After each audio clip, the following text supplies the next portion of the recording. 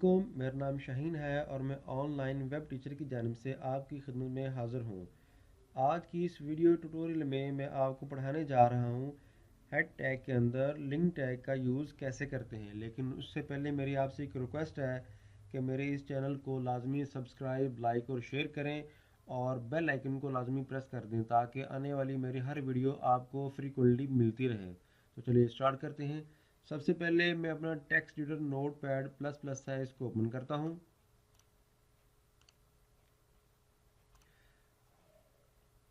Link tag हम head tag के अंदर टाइटल टैग के बाद हम इसका इस्तेमाल करते हैं या लिखते हैं।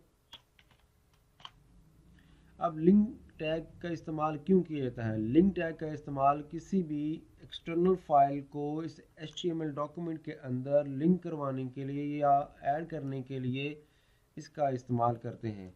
वो फाइल CSS की भी हो सकती है या जावास्क्रिप्ट की भी हो सकती है।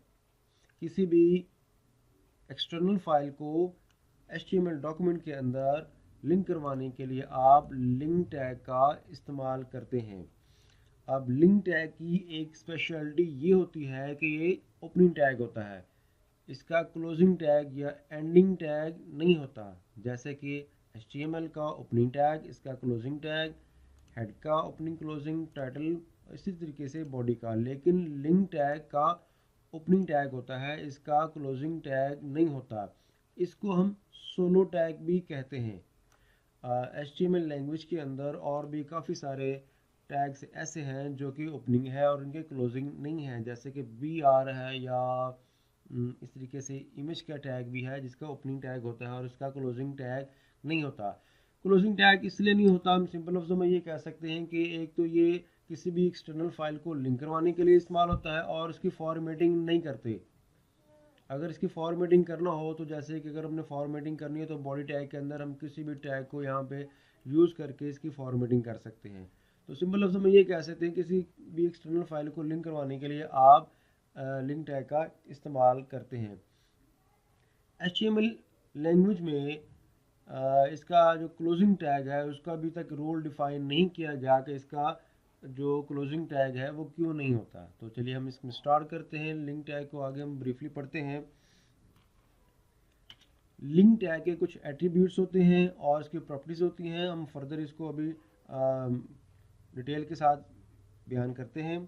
सबसे पहले इसमें रिलेशन होता है, रिलेशन, स्टाइल, शीट। उसके बाद इसमें टाइप आ जाती है कि आप कौन सी इसमें टाइप है वो लिखना चाह रहे हैं।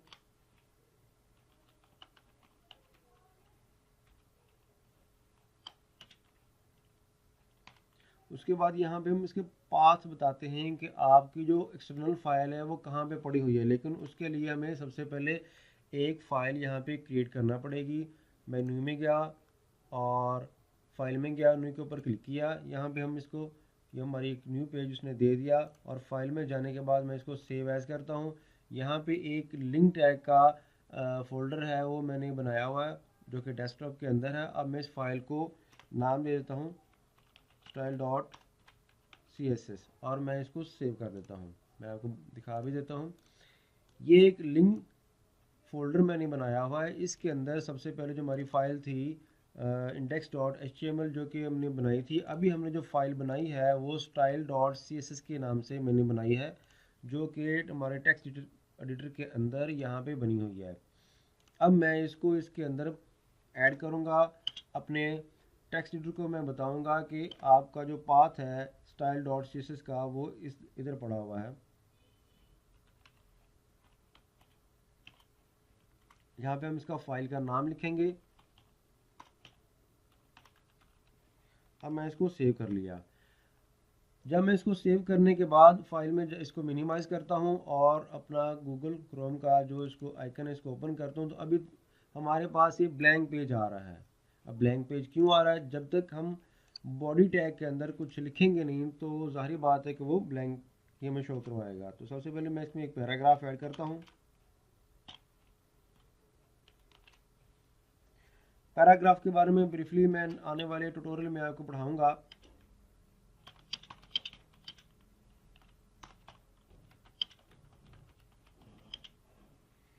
It is my first paragraph. अब मैंने इसको सेव किया, सेव करने के बाद मैंने मिनिमाइज़ किया और अपने इस वेब पेज के अंदर इसको मैं रिफ़्रेश करता हूँ तो ये देखिए ये लिखा हुआ आ रहा है it is my first paragraph. अब ये आ तो गया है लेकिन लिंक भी हो गया है, लेकिन जो हमने इसमें एक्सटर्नल जो स्टाइल शीट ऐड की है उसका यहाँ पे इस्तेमाल नज़र नहीं आ रहा। तो उसमें हम कैसे करेंगे, सबसे पहले स्टाइल .css को हम क्लिक करेंगे, ये फाइल ओपन हो गई है। यहाँ पे हम इसको सॉरी कॉल करेंगे पैराग्राफ को। तो हम ऐसे करेंगे, इसका हमने कलर चेंज करना है, उसको यहाँ पे हम कलर चेंज कर देते हैं, इसको रेड कर देते हैं। फाइल में जाके मैंने इसको सेव किया, इसको मिनिमाइज़ किया और यहाँ पे मैंने इसको रिफ़्रेश कर दिया। तो अब इसका कलर जो है वो रेड हो चुका है। आप इसमें कोई भी इसका कलर चेंज कर सकते हैं। नेक्स्ट में इसका जो फ़ॉन्ट साइज़ है वो मैं इसका बड़ा करना चाहता हूँ। मैं इसको 28 किया पिक्सल। फाइल में जाके मैंने इसको सेव कर दिया, मिनिमाइज़ किया। अब मैं इसको जाके इसका रिफ़्रेश कर देता हूँ तो देखिए इसका साइज़ भी बड़ा हो चुका है। मीन टू से कि आपकी जो एक्सटर्नल फाइल आपने इसमें जो ऐड की थी वो style.css की थी, यानी कि CSS की फ़ाइल थी। और जितने भी कोड्स होंगे, आपके जितने भी एलिमेंट्स होंगे, जितने भी इसके एट्रीब्यूट्स होंगे, उसकी वैल्यूज़ वगैरह वो हम यहाँ पे लिखेंगे और वो इसके थ्रू इधर कॉल हो रही होती हैं और उसका डिस्प्ले हमारी इस वेब पेज में दिखाई दे रहा होता है। इसी तरीके से आप इसमें एक और फाइल इसमें लिंक करवाता हूँ।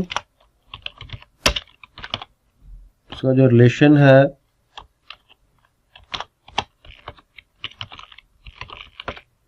उसके बाद हम इसकी टाइप बताएंगे कि इसकी टाइप है टेक्स्ट CSS है और इसके बाद हम इसका पाथ बताएंगे उसको। पहले जो मैंने फाइल बनाई थी वो style.css के नाम से बनाई थी। अब मैं इसको डिफरेंट नाम के साथ बनाऊंगा। मैं इसको अपने नाम शाहीन के नाम से फाइल को सेव करूंगा। आप कोई भी नाम दे सकते हैं अपनी मर्जी का, ABCXYZ कोई भी आप इसमें नाम दे सकते हैं।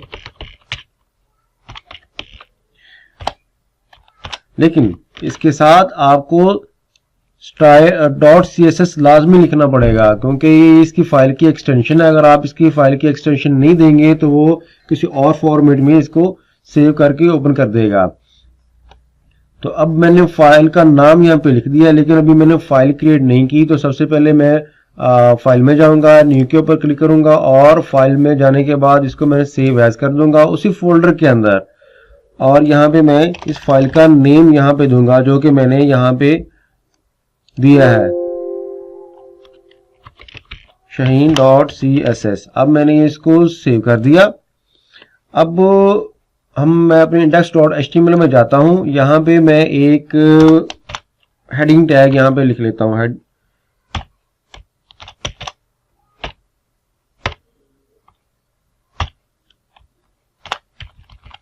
और यहाँ पे मैं लिख देता हूं it is my first heading इन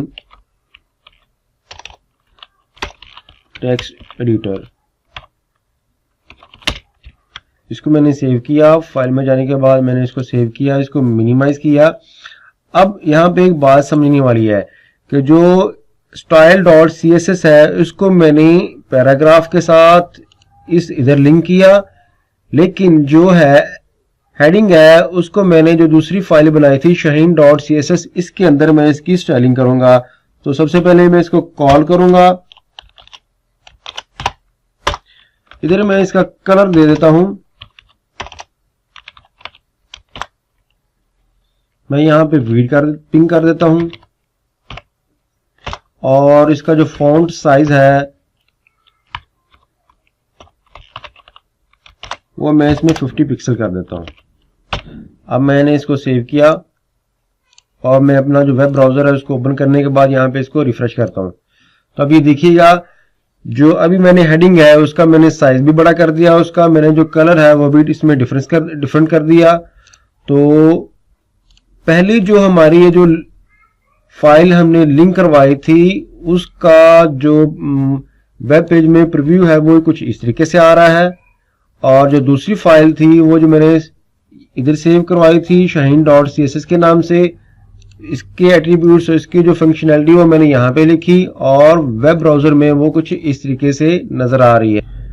उम्मीद करता हूँ कि मेरी आपको ये वीडियो अच्छी लगी होगी। मज़ीद वीडियो के लिए आपको मेरा चैनल लाजमी सब्सक्राइब करें ताकि आने वाली मेरी हर वीडियो आपको मिलती रहे। तो नेक्स्ट वीडियो के लिए टेक केयर, बाय बाय।